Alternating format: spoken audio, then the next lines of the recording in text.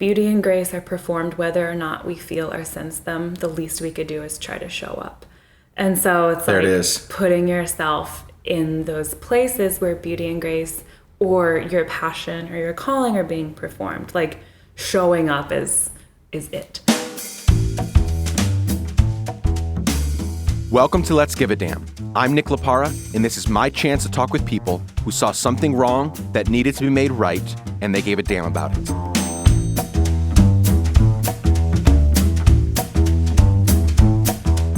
Kate Gazaway is a fascinating person and a good friend of mine. She has a passion for teaching young people around the world how to become photographers and how to make that into a career. She does all this through her nonprofit, Picture Change. In our chat, you'll hear her talk through the heartwarming parts of giving a damn, and you're going to hear some of the hard parts. I can't wait for you to hear more from Kate. I really enjoyed this chat. Are you ready? Let's go.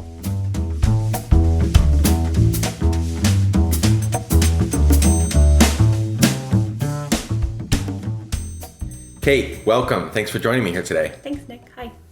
We are in your home in Nashville at your kitchen island. Yep. This is really exciting for me. I've been able to observe all that you're doing over the last few months on social media and in person, and I'm incredibly excited to introduce you and what you're doing to the Let's Give a Damn family.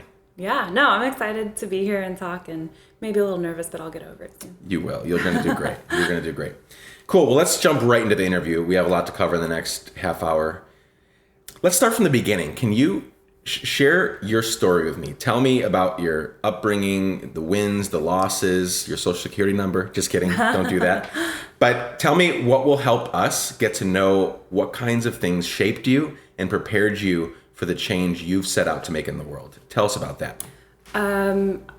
I guess I'd say I grew up in a normal family environment. Grew up in a suburb south of Atlanta, McDonough. We had a great house. I have great parents that are still together. 2 younger twin brothers. They're a couple years younger than me. Christian school all my life. I was involved with everything. And I think maybe I had classic first child syndrome where it's like I was an overachiever and I had to be perfect. And I would say growing up, I lived up to everyone else's expectations for me. Honor roll, soccer team, drama, academic team captain, student body vice president, student body chaplain, all that. It was a small school, so I think I was able to do all those things. Yeah. But, yeah, like looking back now, I was like, how did I do that? I was stressed all the time. I'd leave the house at 6 a.m. I wouldn't come home till like 6 or 7 p.m. because of soccer. And yeah. And so I think I did a good job of living up to everyone else's expectations. But in reality, I kind of put that on myself. My parents, they wanted us to succeed, but they were also very gracious about letting us fail properly or fail with grace and letting us explore who we wanted to be to an extent, which I'm really grateful for looking back. But at the time I thought I had to be this person and do this and be perfect. And really I was just like a tightly wound stress ball. But yeah, grew up there. I mean, really had a great childhood. We were outside all the time. We went camping as a family a lot. So that gave me an appreciation for that. And it's kind of, I think it's great as a kid because you kind of learn like real world survival skills or, oh, you fell, get back up. Like everything's not sanitized and sterilized, which, yeah, my dad would like give us a machete and a saw and be like, all right, go play. So we'd go off in the woods and build forts and things like that. Super random. Was your mom like that as well? Yeah. Like get up. It's really weird. My wife and I, this has nothing to do with the interview, but she is very much the, go chop down a tree or like we talked about getting a trampoline for our kids one day and she's like, we're not getting one with the wall around it, the net around it. And I'm like, yeah, we are. Like, why would we open up the opportunity for our kids to get hurt? And she's like, they'll be fine. If they break something, they'll recover or whatever. So that's an interesting dynamic, but that's cool that both your parents were like, let's go do this stuff. Yeah. And I think too, I mean, my parents they both had previous marriages and then they got married at 33, had me at 35 and my brothers at 37. Oh, and so yeah. I feel like they already kind of had some grasp of the world versus getting married at like 19 when you still don't know. Not that that's bad, but No, right, yeah. I mean, I always had some experience. Yeah, and I always had the oldest parents at school gatherings, which I was like, I don't know, you get used to it. But yeah, so grew up in that sort of environment, which I had a really great childhood. And I think one of the things that changed, or that put me on a different path than a lot of my childhood friends, was that I started traveling when I was 11. And even with my brothers, yeah, I went on a mission trip with Teen Missions International when I was 11 to Australia. Cool. Yeah. And I remember when I was going over there, I thought I would be almost treated like a Hollywood celebrity, like, because I was this exotic person that I had traveled so far, and then I got there and everyone was like, oh, hey. You know, whatever. Like, yeah, so that kind of put that in perspective of like, oh, like I'm not the queen of my own world. Like there's a huge world out there with a lot of people in it. And then even, I mean, my parents always had us volunteering and doing stuff. So working with those who were, air quotes, less fortunate, but just kind of helping me realize like they're people. It's not a us versus them thing. It's like we're all in this together. So how do we help each other out? So learning that from a young age and seeing that the world was so much bigger than my tiny suburb town was a big deal for me. And that kind of put me on the path that I'm on now as far as living a life that's bigger than you. Like you're part of it. It's not just you, if that makes sense. Yeah, so grew up, finished high school with honors. I went to Toccoa Falls Bible College for a couple years because I wanted to be a missionary. Sweet. And then after my freshman year, I switched to interpersonal communications because I did love talking with people and meeting people. Then I did a study abroad in Australia, in Sydney, at Wesley Institute. And that's where I really kind of fell in love with photography, capturing things, the technical aspects of it. So yeah, in Australia, I did Aboriginal studies, ethics, and photography classes. And after that, I was like, oh, okay, I want to be a photographer. How long were you there? I was in Australia for 1 semester, so 4 months. But while I was there, I changed schools and went to Gardner-Webb University. And that's where I graduated from, in North Carolina. And I actually left something out. That was that was like a big thing. Yeah, that was like the general overview, like on my resume. But in all of that, I call it, who was it? Was it Robert McKee?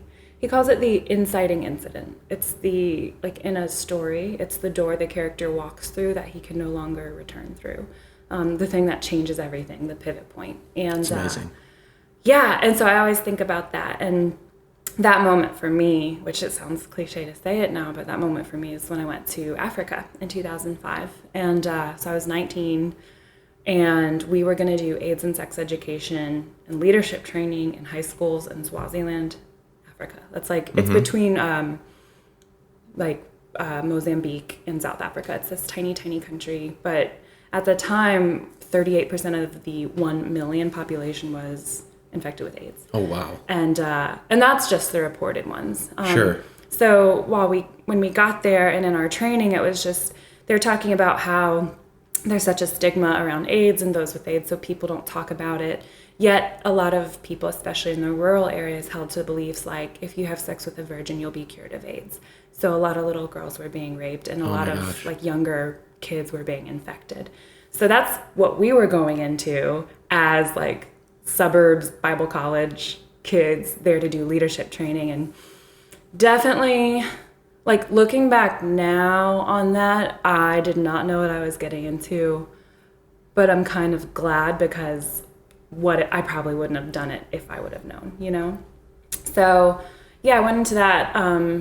We had great training because it was just kind of like, hey, like you're not here to save everyone. Like you're just here to be a friend. And we had like a leadership curriculum. So we went into a couple different schools around Swaziland, and it was really hard because that was the first time I feel like I saw like the ugly underbelly of the world that is unjust and that things aren't fair. And it's not this whole Disney outlook where it's like, do your best and you'll be great. Like like they didn't have a choice, and there's all these little girls that were being hurt, and it's just like what do you do about that? And I had 2 girls in particular come to me, like just me, and tell me these just terrible, terrible, horrific stories of things that had happened to them. And that was, I feel like with our group, maybe because we were foreigners removed from the situation that weren't going to stick around, maybe that was, they felt safe with us to share that because it was someone outside of their normal lives.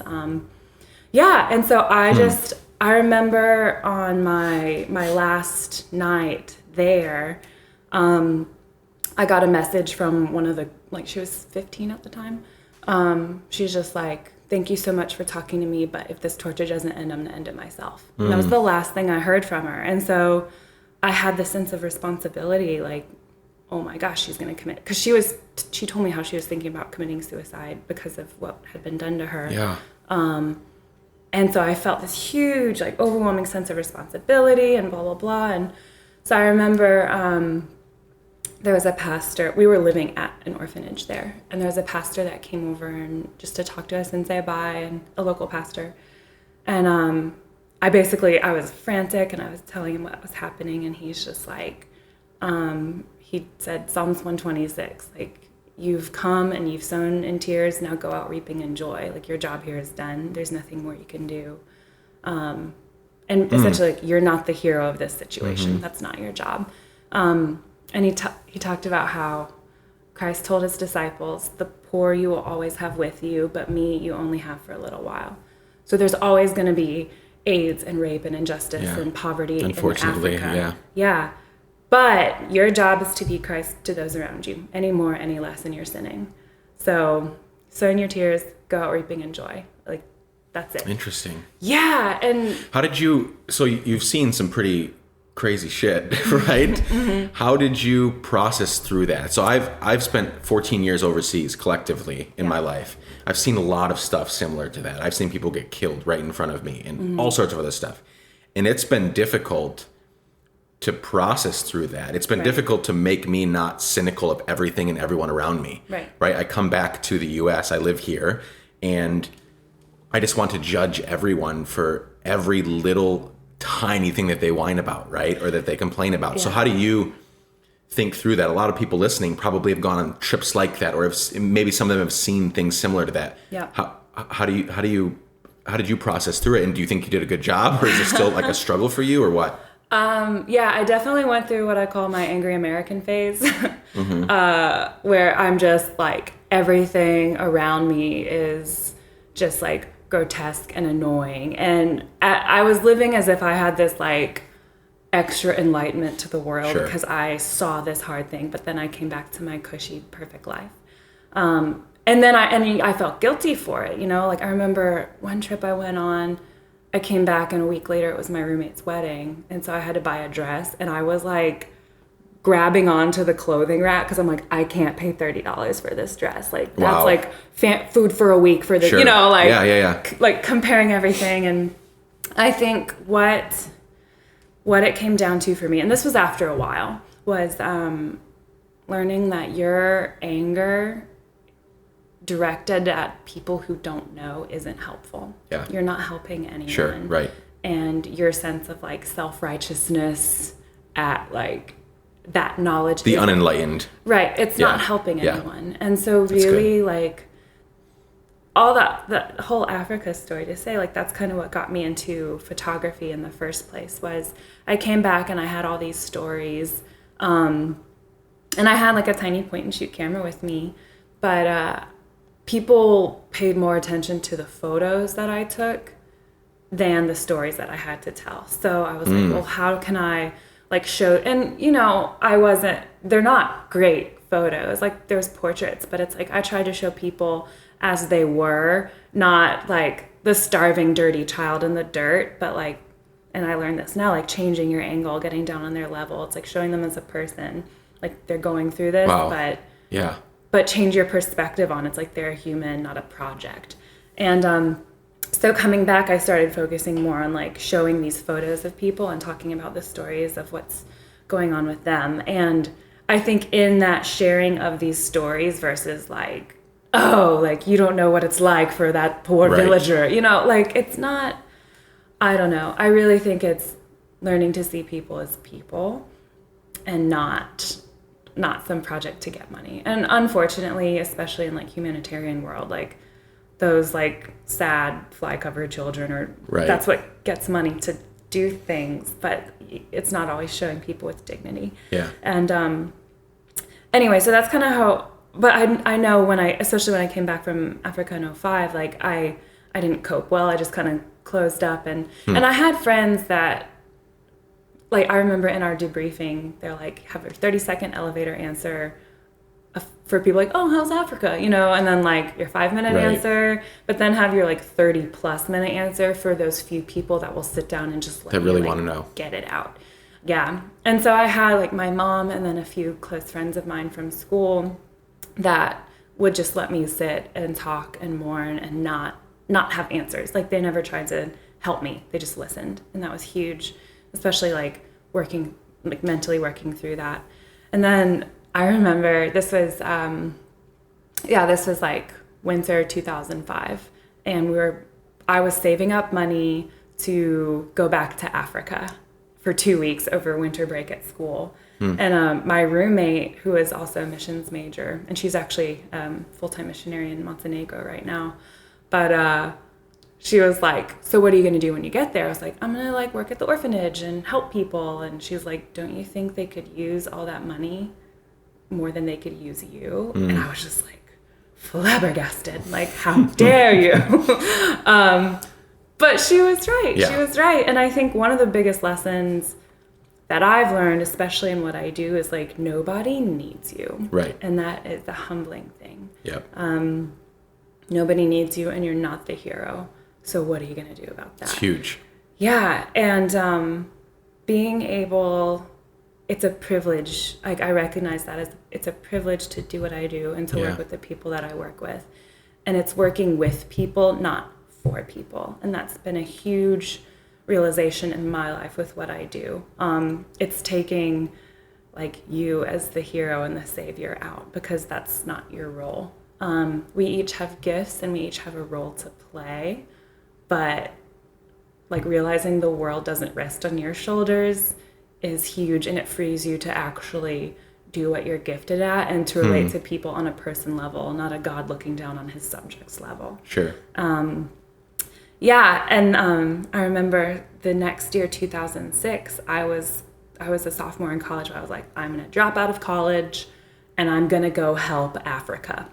Literally, that was my plan. Just help the whole thing. Yeah. Yeah, and I was talking to my good friend Jesse, who is now Andrea's husband. Great team, power couple. But I was like, yeah, I'm going to drop out. I'm going to go over to Africa and help. And he told me this story from this speaker, I think it's like Norman Geisler or something. I need to be better about my quotes. But yeah, it was after psychology class one day, and we went and sat down, and I was telling him how I just like, I hated being here. I didn't feel like I belonged at school anymore. Like the whole like enlightened state where nobody gets it. Really, it's like the allegory of Plato's cave, where it's like you spent your whole life seeing shadows. Sure. And then you go out and you've seen light, and you're blinded by light, and you see the real world and you touch real things. But then you're expected to go back into the cave and pretend like nothing that happened.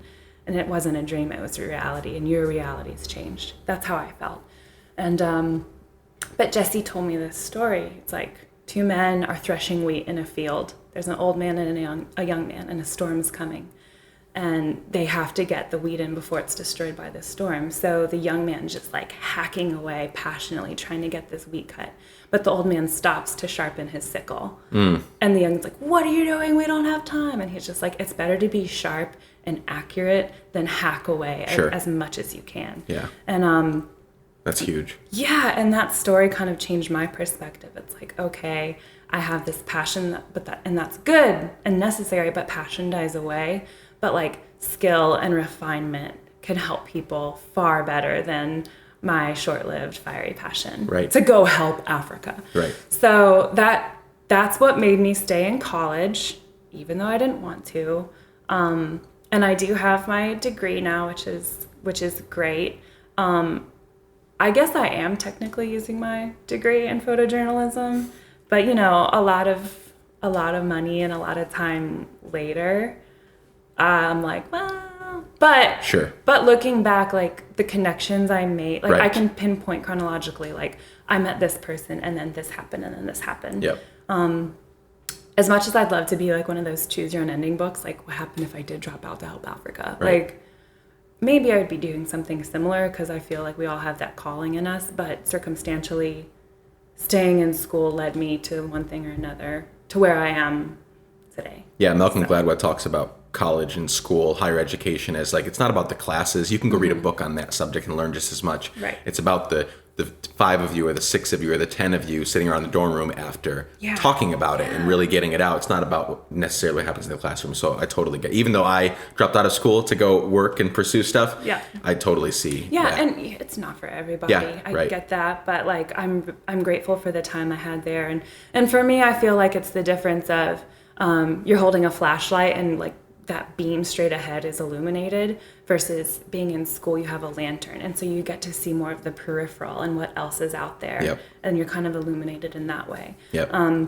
Like, you know, things and ideas I would have never thought of, or like, oh, I don't need this. Sure. Like, and so you bypass it versus being required to open your mind up to new things. And so I am grateful for that. I'm grateful I didn't drop out to go help Africa. Yeah. Totally. Because in the long run, you're more prepared. Yeah, more prepared, I'm more refined, and I feel like I have more to offer. And my passion is still there.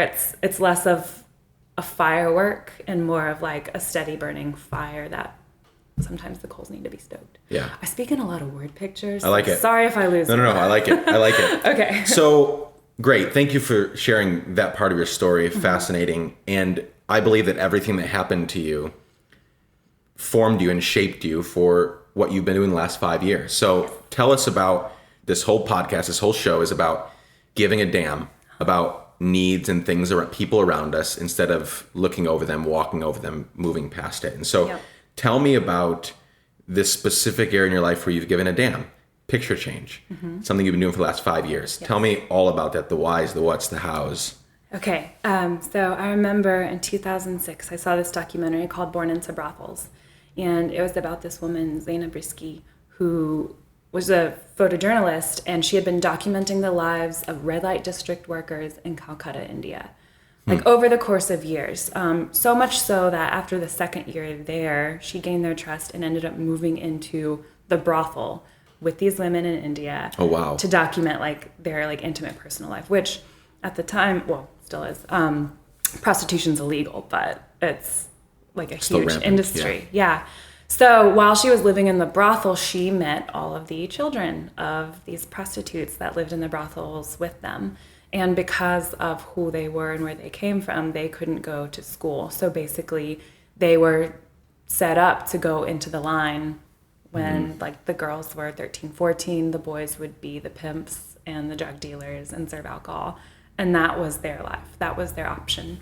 And so, not option, that was it. That was it. And so she noticed that they were interested in her camera. So she got a few disposable film cameras and started teaching basic lessons. And anyway, after this whole, I won't say the whole documentary, you should watch it. But I saw this and it's like she taught photography to kids. Someone heard about her. She was able to auction off some of their work at Sotheby's Auction House in New York. Oh, wow. And they got to tell their own story through their photography. Photos that she would have never been able to get because she's this white foreigner. So I was just like, oh my gosh, like that's what I want to do. But that was 2006. I was still in school. I didn't know what that looked like. So really it wasn't until I graduated December 2008 from college.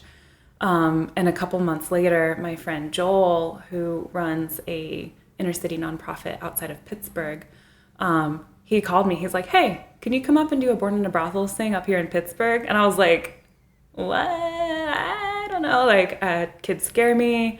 Don't want to be a teacher. I don't know how. Like, I have a photojournalism degree. I can take pictures. I can't talk about taking pictures.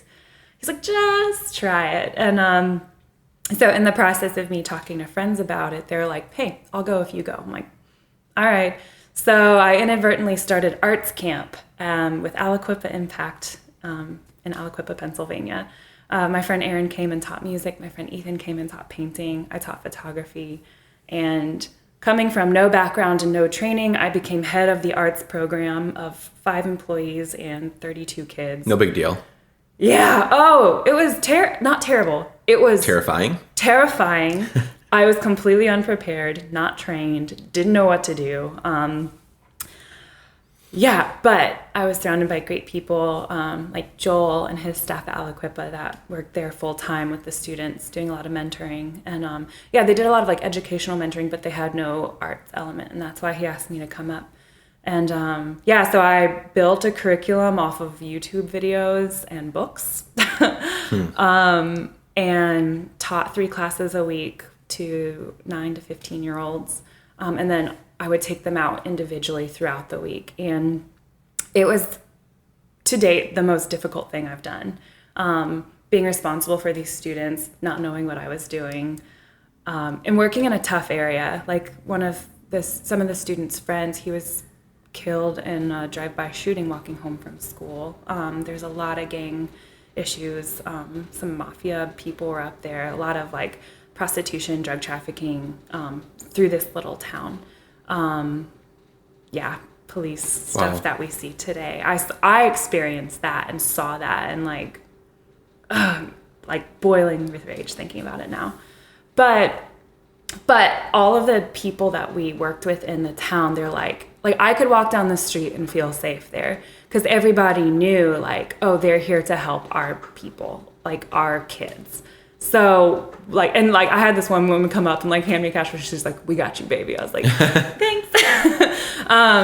So it all in all, like it was so tough teaching these classes and having to discipline because the kids had all these issues at home that they would take out on you in class. But Joel, like in Aliquippa Impact, they had a rule, like you never give up on a kid, ever. If you have to discipline or send them out, you walk them home and talk to them with their parent or guardian. So like I'd be getting home at like 9 o'clock at night after class, after like going around and talking to all these kids. But it's like, it taught you to never give up on someone, never turn your back on someone, even if it's a really difficult situation. And so between that and then so in class, it was really tough. But then when I took the kids out individually, that's when I like saw it. Oh, sure. And it was like, they had permission to be creative, and you're providing a safe place for them to be inquisitive and curious and be themselves with the camera. Like we didn't have to talk. We rarely talked. So I didn't know everything that was going on in their lives, but like to see how they took pictures or like what they wanted to photograph, or how they would photograph themselves in the shards of broken glass on the ground as a 9-year-old. It's like, what is that saying about them? And then we had a big gallery show at this local coffee shop, and it's like probably the first time all summer the kids were quiet because they were just smiling and so proud the whole time. So I can imagine. This is what I want to do, but what does that look like again? And so after that, I moved back to my tiny college town of Boiling Springs, North Carolina. Worked in a coffee shop because I didn't know what I wanted to do, and like I didn't know what that looked like. So yeah, moving back to your college town after you graduated was weird. And then shortly after that, I moved to Charlotte, North Carolina. I was just going to stay for a few months, but I ended up staying for 2 years, doing Little League football and yearbook photography so I could pay rent. Yeah, and it's like, during that whole time, it was like cool to hang out, but it's like you have this burning desire in you, but you don't know what that looks like. Like, practically, what does that look like? And yeah, so I would try to get involved and do more teaching stuff, but I just didn't know. So I took yearbook photos of little children until 2011, end of 2010. I went home to visit my mom and went to church with her this one morning, and there's this missionary from Nicaragua speaking. And I really felt like I needed to go up and talk to him after. And I had January and February off from my photography job. Mm-hmm. So I was like, hey, I'm a photographer. I got some free time. Can I come to Nicaragua and take photos of what you're doing down there? He's like, yeah, sure. So, I mean, they said they'd cover food and lodging, and I would just have to pay for my plane ticket. So I was like, cool. So I went down for what was supposed to be a couple weeks, and while I was there, that's like, everything changed. I was like, well, maybe I'll just teach a few kids. So I brought like 5 crappy digital cameras down with me. And I went and I met Rosa, who was my translator and one of my first students, and my same age. And I ended up staying for 2.5 months. Oh, wow. And had 17 students that we had to split into different classes. And that was the start of Picture Change. It was supposed to be just like a humanitarian photography trip, but in that and in traveling as a humanitarian photographer after college, I get so, not annoyed, I don't know the word. I saw where I would come in and tell a story in a certain amount of time. And in a lot of cases where people need aid or money, like that's very necessary. But I was frustrated when I could see how me as this like ignorant foreigner coming in and telling a side of a story versus the local people who are living in it. Like they were more than capable of telling these stories themselves. Sure. They just lacked education and resources. And so that trip to Nicaragua, that's where it changed for me, because I was there to take pictures of what was happening. But as I lived in this village and got to know the people there, it's like, oh, they're more than capable of telling it. So in my own small way, I started providing education and resources. I had these crappy cameras. Right. I knew how to teach, kind of. And Rosa, like I could talk for hours about her. She's such a badass self-starter. And she was like primed and ready. It's not like I had to teach her how to start a business or teach her how to teach. Like she just kind of like, oh, here it is. Awesome. Picked it up. And now that's what she's doing with her life as well in Nicaragua. Even if you left. That's what she does. Yeah, so I ended up leaving all of the camera, like the 5 cameras with her, and she continued it. She kept teaching, and I had this old Canon 30D, that was my first camera, and I was like, she needs it more than I do, so I left it with her, and that's what she started taking pictures of. She started taking ID photos for the fishermen. It's a tiny fishing village on the coast. So she started taking ID photos, getting hired to shoot weddings, quinceañeras, all that. And there wasn't a photographer in the community, so she did it all. And eventually someone had donated a photo printer, so I had it sent down there with another missions group going down. So she was able to like be her own studio from her family's like hut, basically. That's amazing. And she was making money. She was charging super cheap prices, but that was like what the people of the area could afford. And so now she's like known as the photographer. And over the past 5 years, I've been down to visit quite a few times. I'm actually going in a few weeks again. I'm so excited. How long are you going for this time? I'll be there for 3 weeks. Okay. I'm like ruined as a tourist. Like I have to like, I always feel like I have to have a purpose or get involved locally somehow. Which, sure. No. Maybe that's a problem, but whatever. Anyway, so Rosa has since been hired by, there's a solar company in New York that contacted me and said, hey, we are sending some solar lanterns down there and we need a local person. Do you know anyone? I was like, sure do. So Rosa got paid like New York wages to work. And she's like, I made more in 3 days than I make in 6 months. Like, that's awesome. That's amazing. Yeah, and she was able to do that because she had the education and the resources. And she's very passionate about like helping her people. Like she's passed up scholarships to college, like all this stuff, because she's like, I need to be here and help my own people. So to see that passion in her, it's like, okay, like I don't want to create this whole new method of doing things. I want to find out what culturally is acceptable and what works for you, and what is sustainable in your culture. Yeah. So that's really what Picture Change has become.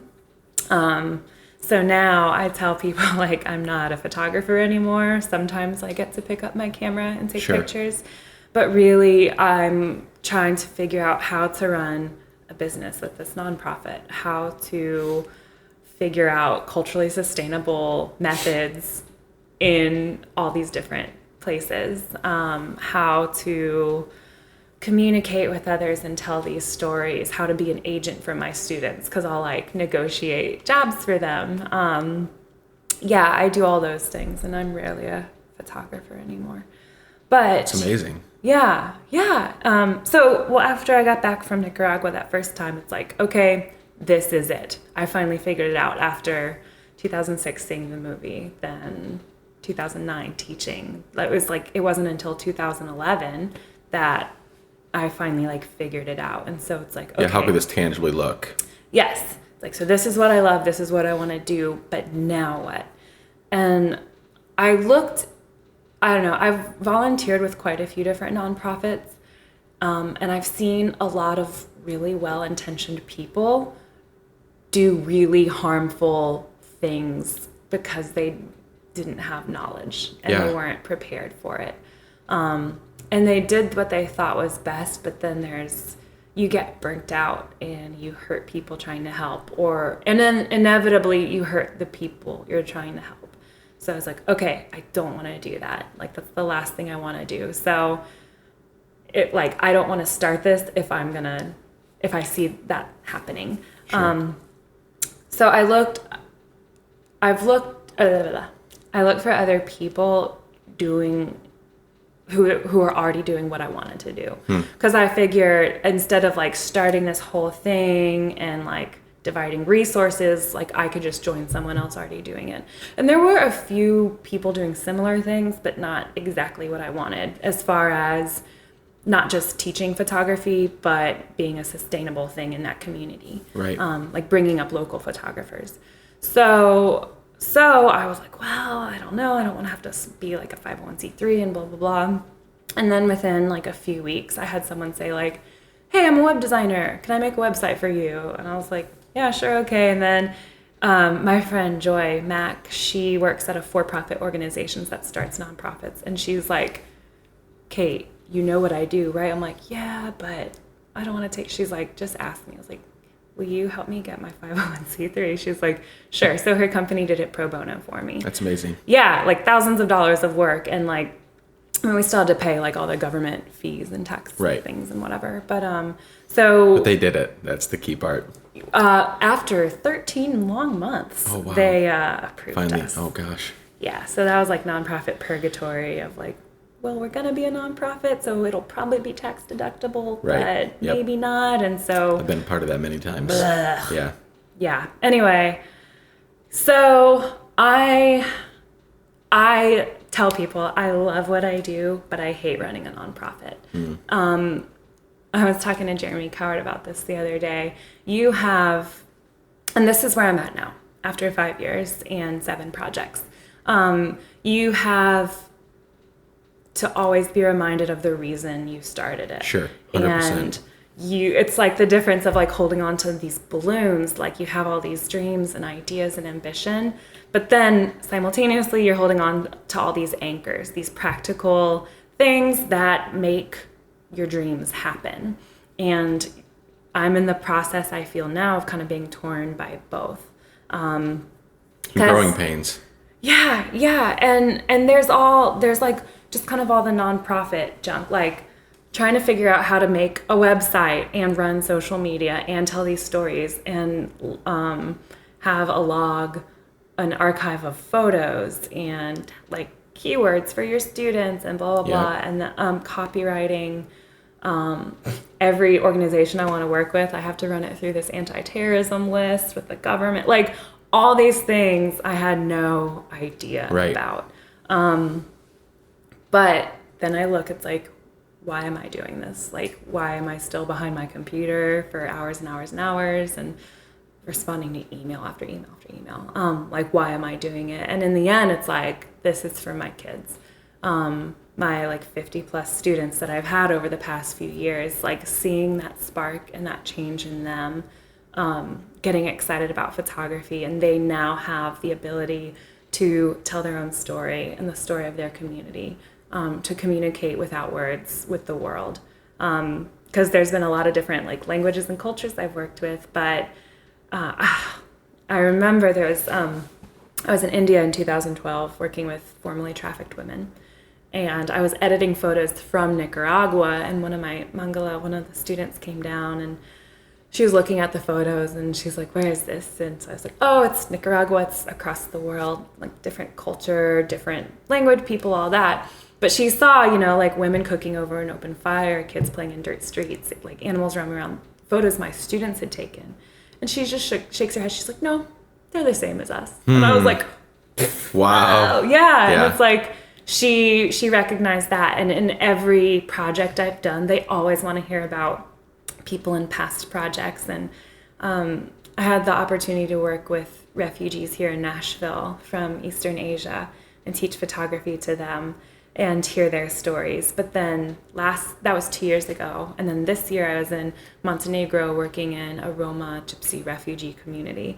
And all of these refugee women wanted to hear about other refugee women from all over the world. Crazy. Like, have you worked with refugees before? I was like, yeah, they're from Asia. But they're like, what is it like? What is it like for them? How do they wash their clothes? Like all these questions. And so I get to see how photography as communication without words gets to unify people. And really it's kind of answering the questions like, you're not alone in this with whatever village, whatever city, town situation you're going through. And I think it's like broadening those horizons for other people, extending the light from that lantern of like knowledge and understanding that you're not walking through it alone. And that's like my students doing that through their photography.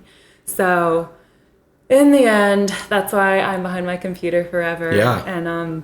And recently we've gotten some, like my mom does a lot of the financial donation aspect, which I suck at math. So I'm so glad for her. I'm so grateful for her. And then a couple other people have come alongside and started helping, like, wow, your files are a mess. Like, because I have on my computer or with Picture Change, there's been over 13,000 photos taken for Picture Change. And that's a lot to keep up with. Oh, sure. Yeah. So she's kind of helping to come in and like create like an archive. Folders and And so I'm just organize it a little bit. Yeah, because my brain does not work that way. And so I'm so grateful for her coming in and helping out where she can. And so it's slowly bringing more people in, and this is what I've seen in other nonprofits and other nonprofit founders. Like, you have this vision and this creation, and it's like your baby and it's part of you, and they become so intertwined with what they do that they kind of lose themselves in it. Sure. So when it's time to grow or hand it off to someone else, they can't, because it is them. Yep. And so I've seen that, and I've seen things go south really fast. So from the beginning, I've tried to create a separate entity of Picture Change so Picture Change can grow, because I know it's a good thing and I've seen it change people's lives, and I don't want it to define me, but I want it to be a tool instead.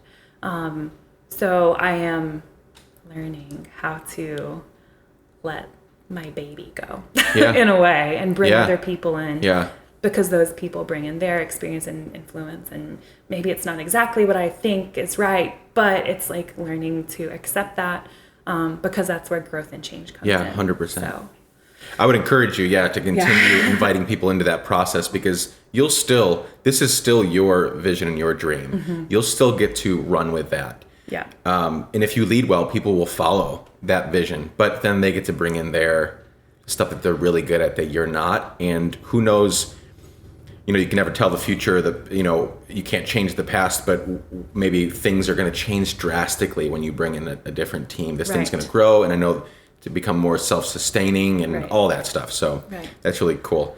Yeah. So my vision for Picture Change now, like, I would love to work myself out of a job and not be in charge of the nonprofit anymore. I still want to go, like, I feel more comfortable being dropped into the middle of the jungle with no resources and being like, okay, go, start something. I can do that. But like, being in charge of this and being like the public face of it and everything, like, I'm not as comfortable with that, but that's what is required of me right now. So really, my ideal, like my 5-year vision is, I'd love to create a standard curriculum for Picture Change, because I've never been a teacher or trained how to be a teacher. I was in drama for 12 years, so I can write a script. So right now, all of my lesson plans are scripts for myself, which that's not easy for someone else to come and pick up. So I really want help, like, developing a picture change curriculum. Like, here's who picture change is and it's not, and here's how we do things, and like lay a foundation for other people to build on. Yeah, because so many, like in Nashville, all over the place, there's so many talented photographers. They just kind of need a name and a structure because they don't want to start their own thing. And You've get done that. it. It's hard. It sucks sometimes. Yeah. But I want to like lay that foundation for people, and have standards and like a standard of quality in how we work with our students and the community. So I want to have that. So I'd love to have a bunch of different projects going on. I'm trying to bring Rosa from Nicaragua to projects we do in the future, whether that's Europe, Africa, Asia. Like I love like mixing cultures up, because in this like world of globalization where people can connect with people all over the world and villages, wherever, I'd love to like start bringing groups of students from one community to another community. That'd be amazing. Across the world. Yeah. Then they're taking photos and learning in an environment other than their own, which and I know firsthand that's helpful to be taken out of our fish tank and put into another for a while to see the differences. And that's what's happened with me. Like I've had the privilege of doing that and seeing all these different cultures and like, I mean, completely expanding my worldview and how I live my life as a global citizen, whatever jargon you want to use.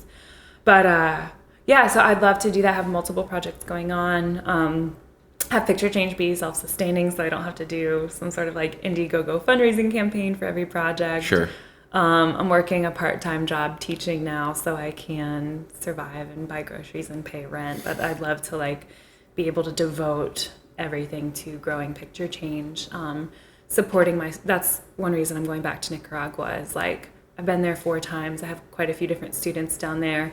I want to go back and like see what their needs are and how can I help them continue being a photographer in their community, or getting jobs, or if they're not sure how to, like, what do you do with this f-stop or whatever, like just to be there. So that's amazing. You're amazing. Thanks for sharing that. What you did was you just answered like 4 questions all in one, which I'm very grateful for, because I've interviewed a couple other guys for this project so far, and the interviews were amazing. They're good friends of mine. I love them to death. But like most, I'm not going to lump all men into this, but like most men, it was like, so what do you do and why do you do it? And it was like boom, boom, boom. And you, I think the listeners are going to find it very helpful because you described all the ups and the downs and gave a little bit longer of a picture of like, if you pursue that nag that's in your heart, if you pursue that thing that won't leave you alone, this is what it's going to look like. And it's not instant either. It's not instant, right? So 2006 to 2016, this is a 10, 11 year in the making dream that is still not even sustaining you full time.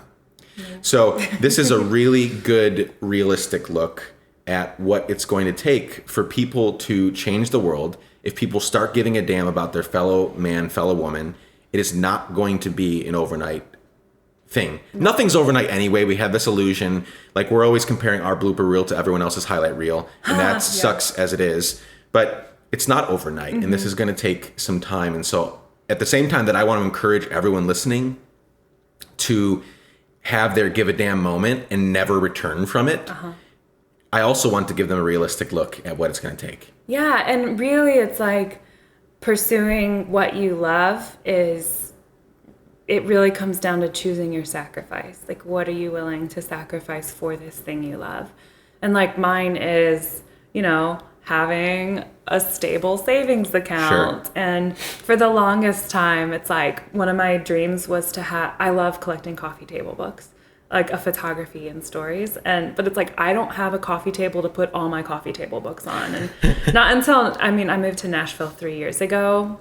And that's been a huge step for me, because before I was living somewhere else every 4 months. Like I had 2 suitcases. Most of my things were at my parents' house in boxes. And that was a great way to live, but I was like a lonely tumbleweed with no roots.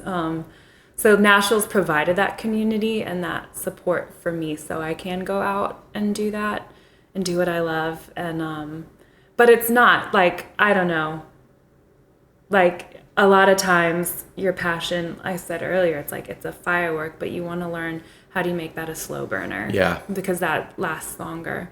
And then too, like find people who are already doing what you're doing and learn from them. And maybe that means you start your own thing. Maybe that means you join someone else. And both of those have their pros and cons, and that's fine. But I think really it's like what are the resources that you have and what can you do with that versus like you said, like comparing yourself to everyone else. There's another organization that's somewhat similar to mine, and it's like I was so down the other day because I'm happy for them because they're doing great work, but it's like Lenny Kravitz just donated like $25,000 to them and blah blah blah, and I'm like, I get excited when we get a $50 check in the mail. I'm stoked. So it's like yeah. Oh, and this is also what I've learned. It's like learning to use your available resources, but allowing yourself to dream bigger. But in the past, I would figure out like, okay, we need exactly this much to do this project. And my friends like, ask for more money. Ask for more than that, you can do bigger things if you're not struggling to survive yourself. And yeah, so it's a process, but it's like something I love and I want to keep going. So part of that is like self-care, like what do you need? But then really it's figuring out how do you fit into this bigger picture. That's good. Yeah. No, that's great. That's super helpful. And you kind of answered this next question, but I want to ask you in a more pointed way to see if you have anything to share. For right before we're about to finish, we've got a couple questions left. I talk a lot. There may be, no, I love it. There may be people listening to this podcast that just want to hear great stories, and that's totally fine. They listen to your story, Kate's story, Bucky's story, Jeremy's story, others. Oh, I'm so inspired. But I suspect the majority want to do something that changes the world. Mm-hmm. Can you give some practical steps to the listeners? Very practical, succinct things they can do today. Somebody that's out there listening to Kate's story and saying, man, I want to do that. I've got this thing. I can do that. I'm in it for the long haul. Mm-hmm. Can you give some practical steps, 2 or 3, to the listeners on how they can do that? Yeah, I remember when I started majoring in photojournalism, I was like always ready to go overseas and capture a story somewhere exciting. But our teacher, I lived in like a tiny one-stoplight town in college, but our teachers like find a story at home. Like if you can't find a story that's right in front of you, what makes you think you're going to find a story overseas? Wow. Yeah, the story's everywhere. Yeah, and so that really made me like kind of like stop and appreciate where I was. I wasn't in like some big exciting place, but it is learning to like be more sensitive to detail and appreciate what's around you. And so like not everyone can go overseas for 3 months or travel all over the place and get the best Instagram photos or anything like that. But really it's like opening your eyes to pay attention. Yeah, pay attention to what's around you and start small. Don't be afraid to start small. That's a huge thing because I don't know, one of my heroes in life is Dan Eldon, and he was a photojournalist that was killed in Mogadishu in the early 90s, but he was the youngest photographer for Reuters. And he has a great book. His mom and his sister started Creative Visions Foundation in California, and I've got to meet them and have lunch with his mom and tell her about Picture Change, and that was like my big celebrity moment. That's was awesome. Meeting Dan Eldon's mom, Kathy. But Dan Eldon has a quote, "The journey is the destination." So like, that's amazing. Don't focus on the end. Like have that as a dream, yeah, but like appreciate the process of what it takes to get there. Yeah. And for me, that's been a long one. I was a little league football photographer for 2 years. It's not always like the big moments. It's learning to appreciate those little things that's around you. Well, and the huge part about what you just said about the journey is that it doesn't ever end. Actually, I've read a quote the other day that said, "Don't be afraid to engage in work that never ends." Yeah.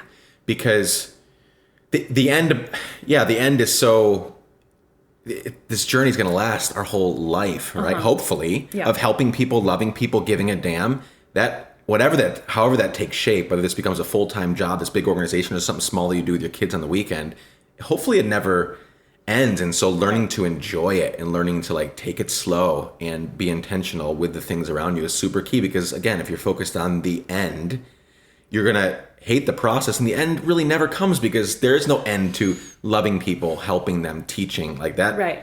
It's not like you're trying. Yeah. It doesn't ever end. Right. Yeah. So that's one thing. And then also, I remember I was talking with my good friend, Austin Mann.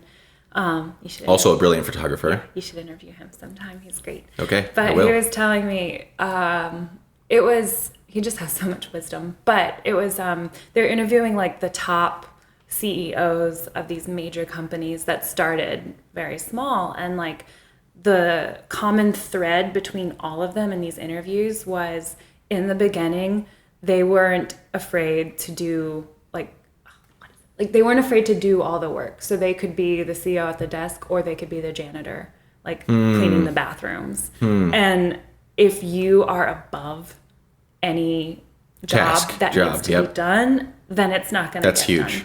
Yeah. And so it's like, okay, like I need to be the person that spends a few hours packaging up t-shirts to ship, or waiting in line at the post office, or communicating with people.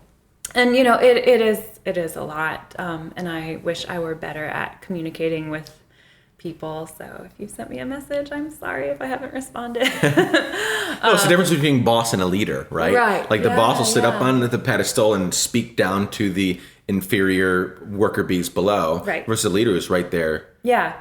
So I think, learning to appreciate the process, living humbly, and moving forward in that, not being afraid to do the work that needs to be done. And then, connecting yourself to people who are already on that path, whether that's a mentor, or like if you have a friend in school or someone that has similar passions, like figure out what that looks like together. Be open to reading books, watching YouTube videos, going out and volunteering, even if it's not like you want to, in Nashville, we have a huge refugee population. So people want to help what's going on over there, but we have the world here in Nashville, or, I mean, I'm sure wherever you're listening from, like there's always those needs to be filled. So like kind of there's a really great quote by Annie Dillard. Oh man, Annie Dillard, one of my favorite authors. She has this quote: "Beauty and grace are performed whether or not we feel or sense them. The least we could do is try to show up." And so it's putting yourself in those places where beauty and grace, or your passion or your calling, are being performed. Like showing up is it. And I feel like from the beginning, like when Joel asked me to come be a teacher, I wasn't qualified. And there is something to be said about having proper training. But it's like, if I said no because I was scared, then who knows what I'd be doing. Yeah. And this is what I admire about you, is that in this interview and what we're able to communicate today to the listeners, most people would have given up 9 years ago. Right? They would have said, this is great. I want to help out people this way. I saw this documentary. It moved me. And then the first couple obstacles they encountered, they would have said, you know what? My 9 to 5 is just fine. And here you are 10 years later. Proof that this is what you're supposed to be doing. It might change shape as you get older, but you are doing what you're supposed to be doing because you're still at it 10 years later, despite it not becoming a full-time thing yet, or despite not everything going your way through the process. So that's a key thing that I want to communicate through all Let's Give a Damn shows and everything that we do, is I want to make sure everybody knows it's not going to be easy. No, not at all. And you have to just do it. You have to just start doing it. And you're not going to be qualified. You're never really actually, there's always, even if you get to the next level, there are things on that level that you don't know. And then you get to the next level and there are things on that level. So we're never really fully qualified and I know everything about this. So you just have to go do it. Yeah. And it's like, for me, it kind of came down to, it's like, okay, like this is the most logical thing I could do. Even when it didn't make sense. Like And my parents, bless them, they've been so supportive even when they didn't get it. It's like, okay. So it's like, but in my mind, like, this was the most logical thing. Like, I can't leave Nicaragua after 2 weeks. I need to stay for 2.5 months. That made sense to me because I knew that's what needed to be done.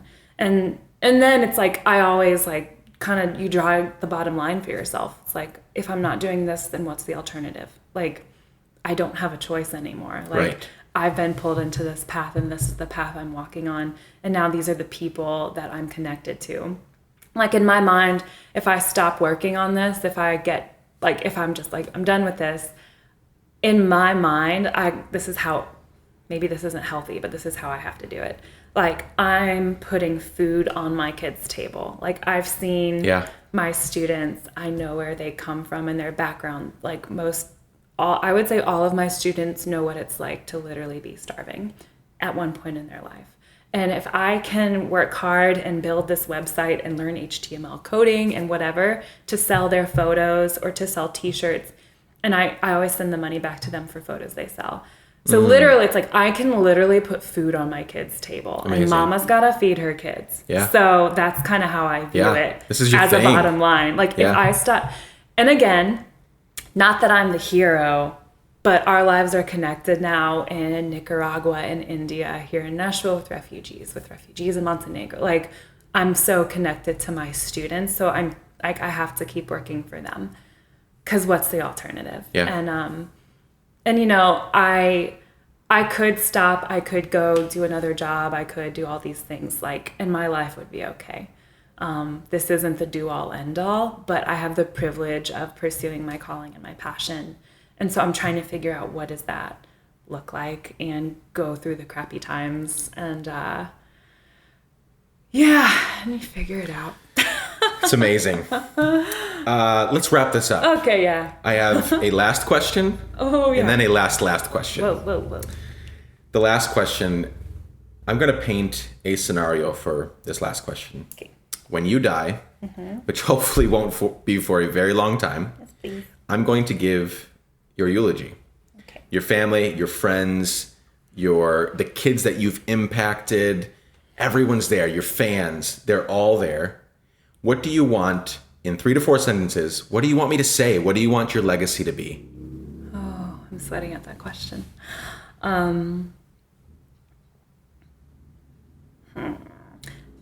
This was Kate Gazaway. She was never without a friend, never without a place to lay her head or provide a place for someone else who needed it.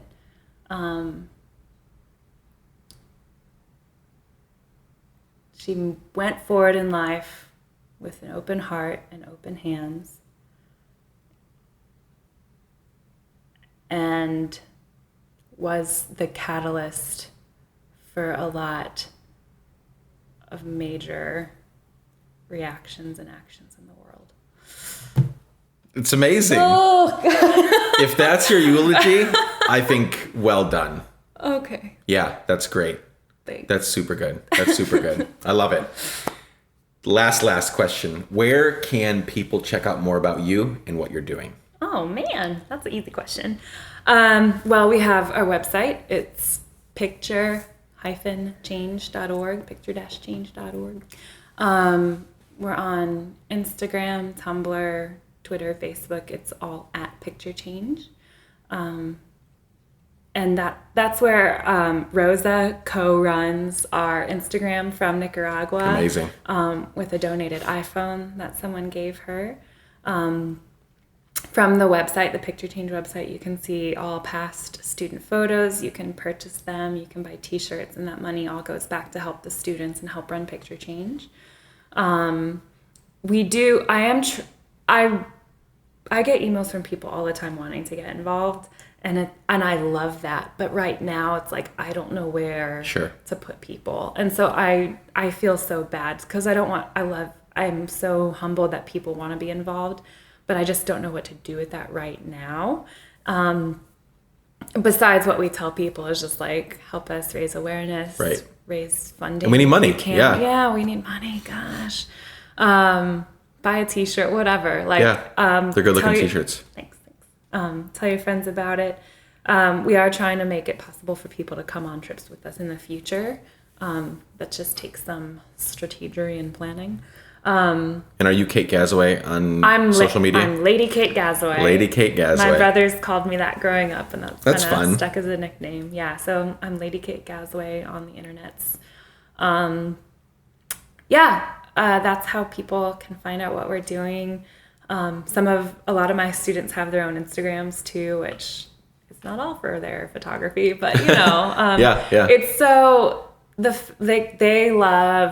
they love my students love hearing from people.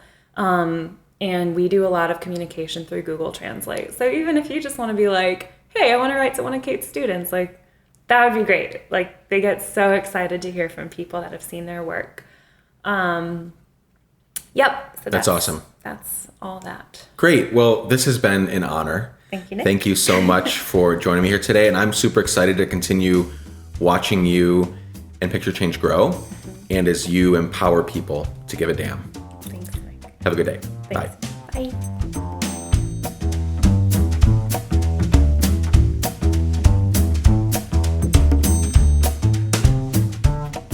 Thank you so much for joining Kate and I today for our conversation. Be sure to go follow Kate and Picture Change everywhere on social media. If you enjoyed our chat, go and let her know. Also, please subscribe to this podcast and leave a review. And ask your friends to listen and subscribe too. The more the merrier. You can follow Let's Give a Damn on Facebook, Twitter, and Instagram to find out more about the show and other things we plan to implement very, very soon. And head on over to our Facebook page. Click on that sign up button to receive weekly emails containing amazing stories like the one you heard here today. Also, if you want, follow me at Nick Lapara on Instagram, Twitter, Facebook, and Snapchat. Well, that's all for today. Can't wait to spend more time with you very soon, friends. And I urge you, even today, to begin giving a damn about the things around you that are wrong that you have the ability to help make right. Until next time.